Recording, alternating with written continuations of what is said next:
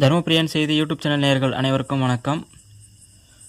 பாட்டாளி மக்கள் கட்சியின் தலைவர் மருத்துவர் அன்புமணி ராமதாஸ் அவர்கள் ஒரு காட்டமான அறிக்கையை வெளியிட்டிருக்கிறார்.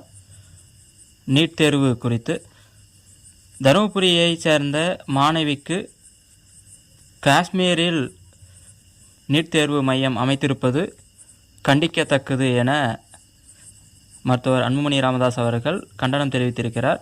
முதுநிலை நீட் தேர்வு எழுத உள்ள தருமபுரி மாணவிக்கு ஜம்மு காஷ்மீரில் தேர்வு மையம் போட்டிருப்பது கண்டிக்கத்தக்கது. பலமுறை சுட்டிக்காட்டியும் தேர்வு மையம் ஒதுக்கீட்டில் நிகழ்ந்த தவறுகளையே சரி செய்ய முடியாத தேசிய தேர்வு வாரியம் முதுநிலை நீட் தேர்வு எவ்வாறு சரியாக நடத்தும் என்ற கேள்வியை அவர் எழுப்பியிருக்கிறார்.